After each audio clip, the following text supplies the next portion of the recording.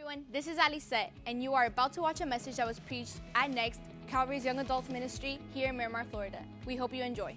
What's up, Next? What's up, Next? What's good, man? What's good? Yeah, okay. I don't know why I'm talking this way.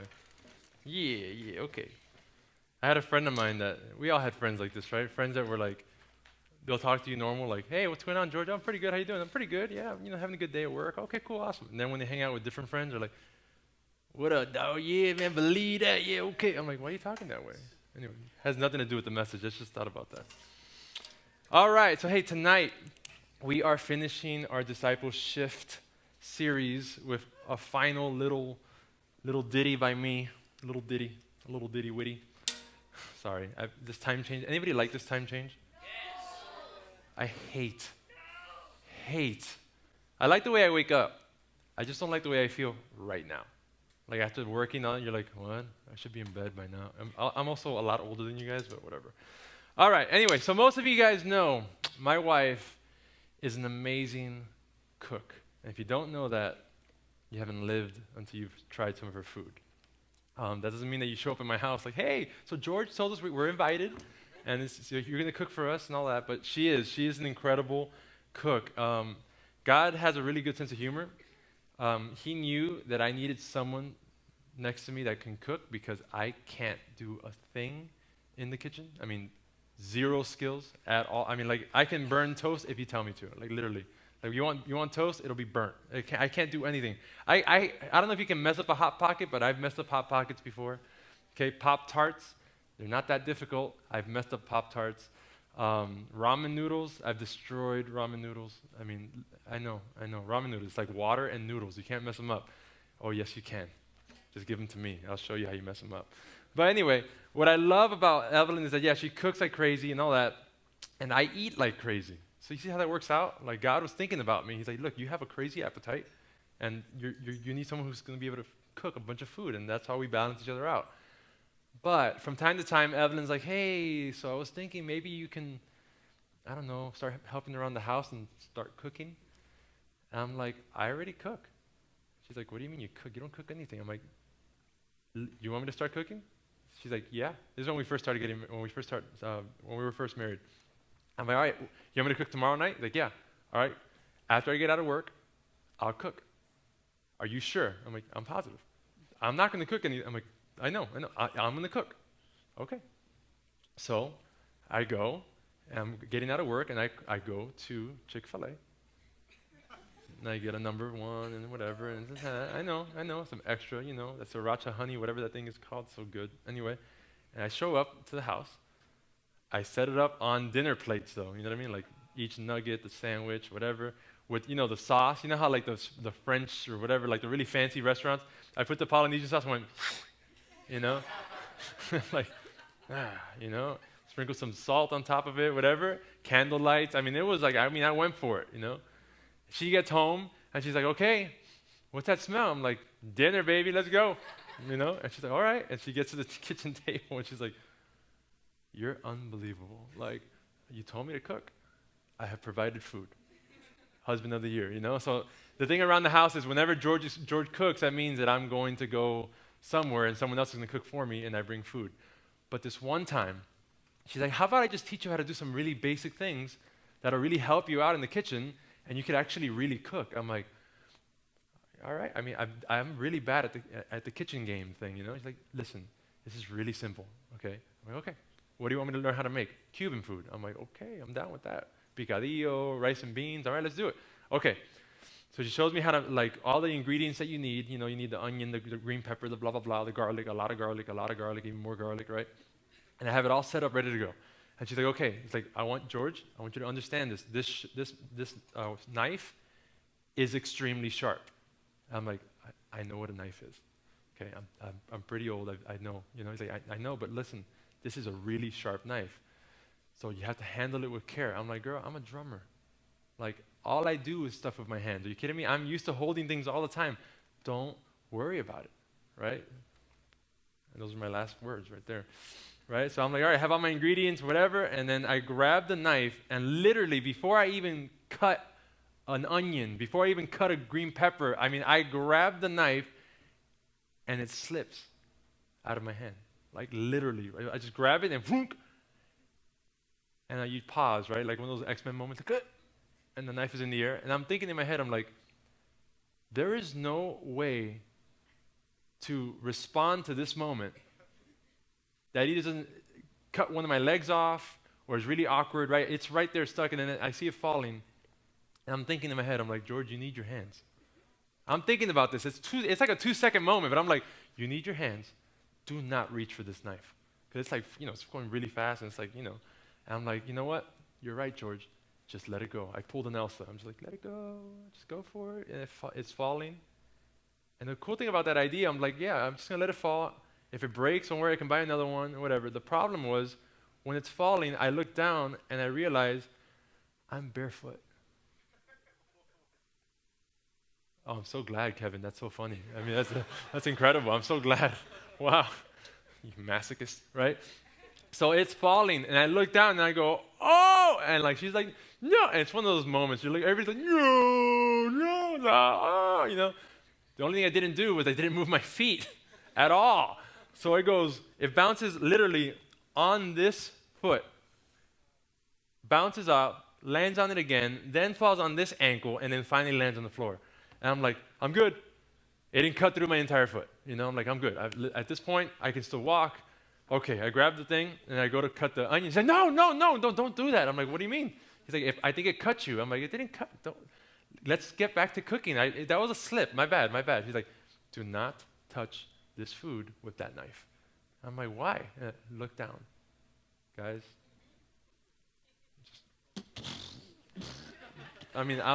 Like sprinkler system, just blood.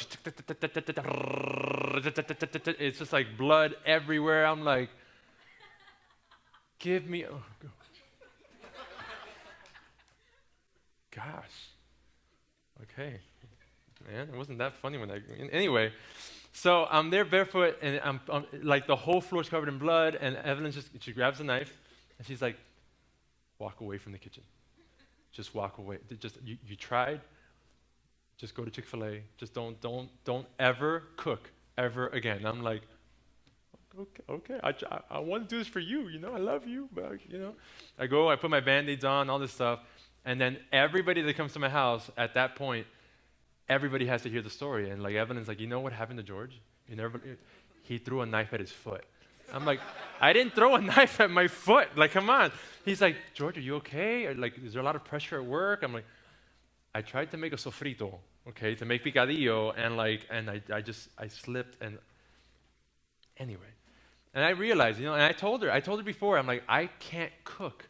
I don't want, every time I get in the kitchen, I get nervous, like you're handling like raw meat, that's disgusting. It's so gross. And like then you have to like wash your hands because salmonella, I don't want to throw up and have diarrhea all night. So I'm washing my hands and I touch something, did I touch it? I'm like, I can't do it. I just can't do it. And I see people just grab stuff, the meat, blah, blah, blah. I'm like, it's disgusting, right? I want it cooked and in my belly, that's it. So have you ever tried to do something that you weren't maybe that gifted at? Have you ever tried maybe signing up for a class? Maybe there were dance classes. Oh, that's always fun, right? Like salsa, like, okay, whatever. And then you're just kind of like, and they're like, yo, man, I'll give you a refund. Don't worry about it. You ain't got it. You ain't got no hips. You ain't got the thing, like, right? Or bachata. Gary, where you at? Gary. And you have the little eek. You have the little beak. Anyway, stop. Sorry. Maybe you signed up for dance classes and you were like, this is a bad idea. I can do anything else, but dancing is not one of them. Or maybe you signed up for a class and it was a major that you were studying or whatnot, and then you were kind of like, that was a bad idea. Or maybe for you just don't have good skills. Like, back in the day we would call it macking. I don't know what you call it now. Sauce? So like saucing? Really? Saucing. Of course, it's a kitchen term. Yeah, perfect. Because I had no sauce back in the day, and I still got no sauce now. That's for sure. So maybe that's you. Maybe you're like me back in the day. You see a girl that you like, and you're like, right? And you have no idea what to do, so you just sit there like, and people are like, yo, this guy's creepy, man, you know? And you go up like, hey, so you like to dance? Huh? You know, like, you've got no, I know I'm going somewhere, don't worry, I'm going somewhere. But you try to do stuff and you're really not that talented. You might be talented at a lot of things. I mean, I play drums for a living and I have great hand rudiment coordination and all that, but I can't grab a knife, right? I drop it on myself and I cut my legs and all that stuff. It's crazy. There are just certain things that God has gifted us to do, each and every single one of us. And there's other gifts that maybe we don't really have, you know, and you could try to learn stuff and all that, but if we're extremely honest with ourselves, we have to know our limitations. You know, I know now when I look at a knife or a kitchen, I'm just like, listen, I've been there, done that. I tried, okay, it didn't work out, right? So I'm gonna move along, right? I've tried with the girls and stuff, and they just don't. I don't know, George. I don't know. Well, just pray about it, okay? Read some books, okay? The natural leader. Go away, read some books, you know, and try to figure out what you are good at. What is your God-given gift? Because I can guarantee you every single person in this room has multiple God-given gifts. I have the gift of finding good places to eat. It's the weirdest thing. And I don't go looking for them, they come to me. Okay? It's really awkward, it's weird. I have the gift of reviewing potato chips on Facebook Live. And then people are bringing me random bags of chips from all over the world to eat. That's my gift, right? I have the gift, obviously, of music and stuff like that, whatever, right? The more serious gifts, right? But here's what 1 Peter says. 1 Peter 4, it says this. God has given each of you a gift from his great variety of spiritual gifts. Use them well to serve one another. See, the thing you have to understand about gifts and talents is this. Your God-given gift or our God-given gifts are for the benefits of others, for other people. Believe it or not, God wired each and every one of us to make a contribution. And that contribution is not for yourself. It's actually for someone else. Your talent is to benefit other people. I mean, think about it. That's why there's chefs in the world for people like me, right? Or mechanics. Maybe you don't know how to fix your car. I certainly don't. And I'm grateful that somebody out there learned about that and is gifted in that. Or maybe it's an accountant. You know, my money disappears all the time. I make money and then it's all gone. I don't know what happened to it. Thank God there's accountants that can help me because I don't have skills in that, right? But what would happen if we had this world filled with all these people that are gifted in all these different areas, but they used it for themselves? Nothing would work. Think about it. Nothing would work. And that's exactly why God designed it that way. He wanted it so it can work, so we can help each other out. If a mechanic knew how to fix a car but wouldn't fix anybody's car, there'd be a lot of broken cars, and he would be broke. See how I did there? Broken cars, see that? Mm-hmm. Yeah, it's beautiful, right? If a nurse knew how to save a life, but never saved anybody's life, what's the point of having the gift? What's the point of having all that knowledge? What's the point of being able to be used by God in that moment? If I knew how to sing, because I kind of don't, but if I did know how to sing, right, and I kept it to myself and I just sang in the shower to the shower gods or whatever, right? And no one ever heard that. You know, you hear those stories on like American Idol or like The Voice, and it's like this weird guy like, hey, how are you? My name's Todd from Nebraska. And then he's opening his mouth, he's like, Yee! You're like, what the, how is that possible? Todd, he's like, oh yeah, I just practice a lot. Yeah, right? If he was stuck in the shower all day, practicing by himself all day, and he didn't bless the world with an amazing voice, I don't know if even Todd exists, but whatever, what would be the point? There would be no point, because God gave us gifts to benefit other people, not ourselves. It's really easy to go, oh, I'm really good at this, and this is just for my pleasure. No, absolutely not. Nothing that we have is even ours. It's all His, right? So we're designed to use our gifts not only to bless other people for the benefit of other people, but also to glorify God with the gifts He's given you. You see, 1 Corinthians says this, use every part of your body to give glory back to God. So that means the bundle of talents that God has given you, it makes you who you are. It makes you specifically who you are. And it makes you completely apart from other people. And I know that because there's some insanely talented people in this room. Okay? Even if I don't even know you, I already know you're talented because we all have a talent. See, Everett, for instance. Everett's a very talented guy. And we know this because we've seen him do his thing, you know. His dope rhymes, right? Yeah. I don't know if you know that Everett actually designs every single graphic, for the most part, that you see at Next. Did you know that? He's the one who does it, right? It's amazing. Yeah. Besides the dope rhymes, besides the dope, nothing really rhymes anyway. But anyway, he designs art, all this stuff. He's incredibly talented. But I know that Everett has even more talents than he even knows. He thinks that it just stops right there. Oh, I could rap. I'm not a rapper, right? Right? I know that I can design some cool stuff, but I'm telling Everett right now from the stage that he still hasn't found all the talents that God is going to give him. And the same thing in all of your lives. You think that you know what you're all about right now. And I'm coming from the future. Yeah, I'm back again, right? I'm back again. Remember that? Yeah.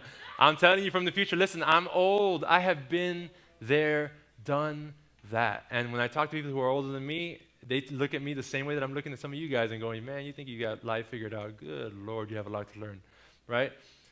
But that's a beautiful thing. You know, trying to find out what God wants to do through you, uniquely through you, is something that you should not ever take for granted. And you see, my question is this. There's a bunch of people who are talented here. Everybody. What are you doing with that talent? What are you doing with that gift? Are you keeping it and going, look what I can do. Ooh, look at this. I could do all of this. Or are you sharing that? Are you blessing other people with that? Are you bringing people alongside you and blessing them with it? Because there's people in here who are super generous, beyond what I can even imagine, understand. People who are just, they wake up in the morning and go, who can I give something to today? That's what they do. They're blessed and they're gifted in generosity. What are you doing with that generosity? There are people here who are blessed with creativity, with musicality, with whatever, a bunch of stuff. Encouragement, that's a huge one. There's people in here who just, all they do is encourage. Every time I see somebody, hey, or this person, hey, how are you doing? Man, never mind about me. You look great. Oh, really? Yeah, man, look at that beard and a little salt and pepper going on. Oh, you like the salt and pepper? I was going to diet, but now you said that, cool, right? And like, it's like, man, someone who just encourages you, like no one ever, like, why are you so happy? Like, what did you drink? Like 24-hour drink? Like, what is that? Like, how did you get so like, They're just gifted with that. I'm not the most natural encourager in the world, I'm very goofy and whatever, but like, I'll tell them, hey man, you did a great job and whatnot. But they're just people that wake up and go, I can't wait to tell this person that I love their haircut. Yeah, like, it's a gift. It's a gift. And you see, we are all managers of gifts that God has given to us. And they may be great, they may be small in your eyes, but each of them matter to God, no matter what the size is. So, my challenge to you guys for next is, what if we had some random Thanksgiving outreach that we can sign up for on the back of your connection card? Maybe you should check that out right now. It might be there. I might be prophesying. Watch out, right? But what if we grabbed a group of people in this room and help some people and remind some people that someone still cares about them, remind some people that they don't have to go hungry on Thanksgiving Day or Thanksgiving weekend, and we actually use some of our gifts and talents to go bless some other people. Not saying you have to sign up for it, but I'm kind of saying you have to sign up for it. You understand? Because it's going to be amazing to go out there and see the gospel, like, for real. Like, it's easy to just read the words, pray the prayers and all that stuff, but it's different when you're like the hands and feet of Jesus, giving something to somebody that will never, ever be able to repay you back. That is a gift. And it's a gift that you get to give. So I encourage you, please sign up for that outreach. We're also doing Turkey Bowl. But anyway, that's a whole different thing. Some people are athletic. I am not. It's just the way it is. I'm not bad. When we went to the ice cream social, I climbed up that tree thing, remember? Anyway. All right. So I'm going to read a couple words from Jesus that I think are pretty important about this subject. It's in Matthew 25. Here's what it says. It says, "For the kingdom of heaven is like a man traveling to a far country who called his own servants and delivered his goods to them. And to one he gave 5 talents, Now we'll get to talent. It's not like talents. Like, okay, you're going to get juggling, gargling, and no, I don't even know if gargling is a talent, but that's not what the talent he's talking about here. A talent was a form of money, currency, whatnot. Really, it's like silver. But it was a lot of money, okay?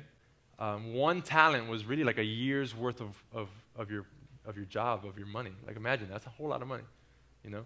Okay, so to one he gave 5 talents, to another 2, and to another 1. To each according to his own ability. Now this is very important because he gave someone 5 because he knew he can handle 5. He gave someone 2 because, well, you're not here yet, so I'm going to give you 2. And then the guy who got 1, he's like, you're just starting, so I'll give you 1. I'll trust you with 1. And that's where it went, right? So according to their own ability, and immediately he went on a journey. The guy left, gave him all the money, dipped. Pretty awesome deal for these guys, right? Verse 16, then he who had received 5 talents went, traded with them, and made another 5 talents. Now he's got 10 talents for you following along. And likewise, he who received 2 gained 2 more, 4. But he who had received 1 went and dug in the ground and hid his Lord's money. And after a long time, the Lord of those servants came back and settled accounts with them. Now in verse 20 it says this, so he who had received 5 talents came and brought 5 other talents, saying, Lord, you delivered to me 5 talents. Look, I have gained 5 more talents besides them. And his Lord said to him, well done, good and faithful servant. You were faithful over a few things, and I will make you ruler over many things. Enter into the joy of the Lord. He goes on and says the same thing to the guy who got 2 and got 2 more. But then when he gets to the guy who hid that 1 talent, he's like, what are you doing? Like, what did you think was going to happen? You think that I was never going to come back for my money? He's like, well, yeah, no, I know. That's why I grabbed it and I hid it so no one can get it. So when you came back, the same thing you gave to me, I gave back to you. Great. He's like, couldn't you have at least put it in the bank? Give me some interest, something? Were you not thinking that maybe you can do something more with what I gave you? And he's like, well, I wasn't really thinking about that, right? And here's the thing. This is exactly the picture that Jesus wants you to understand about your relationship with him and your talents, okay? Not just money, but everything, okay? At one point, Jesus gives you all your stuff. He gives you some talents, gives you some stuff, whatever it is. And one day he's coming back. And we're going to all have to answer one really serious question. Hey, George. Yes, Lord. What did you do with the talent that I gave you? Well, I led worship on Sundays, God, for a long time. Cool. What about the other talents? What about the resources? What did you do with the family? What did you do with this? What did you do with everything that I gave you and the time that I gave you? I did my best, you know, and you're going to try to figure it out. And all you're hoping for when we get to heaven is that someone says, good job, good and faithful servant, because I gave you a little and now I'm going to bless you with a lot more. And it's the same thing. That's what, when we talk about this, when God made you and he gave you the gifts, he made an investment into you. He made an investment and gave you gifts. He expects a return on that investment. So when God gives you something, he expects you to use it like a muscle, you know? Like I haven't used this muscle in a very long time, if you can tell, because it's, you know, it's huge, you know? So if you don't use this muscle, this is what happens with a lot of older people, very, very old. They just stop using it, and they're just hanging around at home, watching TV, going to the supermarket, very minimal usage, right? Well, eventually, it starts decreasing, and eventually it just stops working. You have to continue to, like, you know, do your stuff, do your traps and your stuff, you know. I don't know what that stuff is, but I'm just doing this because it makes me feel like I'm bigger than I really am, right? But if you don't use it and you just let it go to waste, it's like, what is the point? What is the point of being blessed by this amazing godly gift if you're not going to use it? But here's the flip side of that. If you use your talents wisely, God will give you more. It's just biblical, and it's true. God can never give you more than you can handle. Everybody knows that. Everybody loves quoting that. You find a nice little rose gold thing, put it on Instagram story. Yeah, God's never going to give me more than I can handle. God's with me. Right? We love saying it, but we don't think about the implications of it. Why isn't God going to give you more than you can handle? because he wants to see what you can do, right? Before you go on to the next level, to the next step. He gave the guy 5. Based on your ability, I think you can handle 5. Let me see what you do with it. And he comes back with 5 more. I can do more. Give me more. I want more of you, God. Right? It's the same thing with our gifts. I can't sing long enough. I mean, my voice is, after a Sunday, I can barely talk. But like, if it was up to me, okay, I would want to sing for the rest of my life, all day, every day, worship him all the time. You can't tell me no. I don't care if I'm in the shower, in the bathroom, in the taxi cab, in the Uber driver. I don't care. I'm going to be worshiping no matter where I am. But why don't I? That's the question, right? Why don't we use our gifts all the time? You know what it is? The reality is this. Most of us think this. George, man, you're old. Salt and pepper. But not me. See, we're young, George. We have so much time left to figure life out. And I'm sorry to be the Debbie Downer tonight, but the real reality is this, guys. Time is running out. You are young. Yes, you are. Use that as an advantage. Use that for you, okay? There are so many things that I did at your age that I can't take back now. And that's fine. Those are scar tissues that I'm going to be able to tell an amazing story about a God who saves, a God who can do anything with anybody. But when I was your age, I wasted so much time. I was this talented little guy. I'm like, oh, ready to do whatever, all this stuff. But I just thought, oh, well, I'll get to it one day. Let me just hang out with my friends. I'll get to it one day. But I'm only 22. I'm good. 23. No problem. 24. 36. What the heck happened to time? It goes like that. It really does. If you haven't started going to school yet, you should probably do it. Because before you know it, you know how it is. You're talking to your friends. Man, remember that time where we were hanging out and I got the basketball and I threw it against your head and you started bleeding? It was so crazy, right? That was like, what was that, 2 years ago? Like, George, that was 12 years ago. No, it wasn't, bro. That was like back in the day. Yeah, way back in the day, right? No, but I remember that time. Remember you were dating that girl? And dude, she was like, that was bad. I'm glad you got away from her, man. Dude, so like that was like a year ago. That was like 6 years ago. What happened to time? And the last thing you ever want to say out of your mouth is that. What happened to the time that God gave me? So don't ruin it by just going, I've got time, I'm young, I'll figure myself out. No. Figure yourself out now. What is it that God has given you uniquely to use right now, today? What is it? I don't know. I don't know. I'm like, how do you find it? I'm glad you asked. Here's the last, we're going to close with this. There's 2 ways that you can find out what your gifts are, what your spiritual gifts are, what you're good at, what you're talented in, and all that. Number 1, first way you can do it. Ready? It's pretty simple. Ask him. It's crazy. Mine. Like that new emoji. You know that thing? Right? Ask him. Matthew says, ask and it will be given to you. Seek and you will find. Knock and it will be open to you. He created you. Okay? If you know Jesus, you have access to the Father. That's pretty cool. That's better than any VIP club that you could ever get into, okay? Ever. You have access to the Father. Straight up. He's the one that made you. Ask him. You'd be surprised what he tells you. But here's the hard part. You ask him, and now you got to ask him also to open your eyes for the opportunities that come your way. Because you go, God, I want you to show me what I'm good at. I want you to show me what my gift is. What am I doing? And then he sends you someone like Pastor George or somebody else, right? And he goes, hey, why don't you join the worship team? Yeah, I could never do that, man. You're crazy. I sing in the shower, but it's a little something, right? Or forget about church for a second. Outside of church, someone tells you, hey, I was thinking about if you needed a job. I have this job, and I think you would be good at it. No, I'm really comfortable with my job right now, so maybe not. I don't know. Or a girl comes up to you like, hey, so you want to go catch a movie later? And you somehow go, nah, it's a bad idea. No, I don't want that either. Like, really got no sauce, right? But then later on that night, you're praying, God, give me a sign. And God's going, what the heck, bro? Like, how much more stuff? I'm throwing stuff at you. Open your eyes to see that right in front of your face is an opportunity to find out who you really are, why I made you, and what your gift is. So ask Him.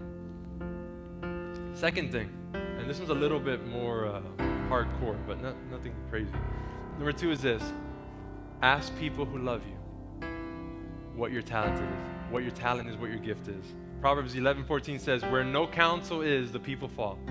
But in the multitude of counselors, there is safety.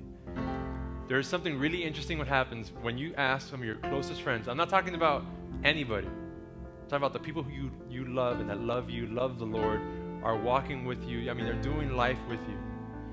And you stop for a second after you play around, after you play box ball and blah, blah, blah. And everybody's like, oh, that was a carry, whatever, all that stuff. Okay? And you ask them real questions. I mean, you get real.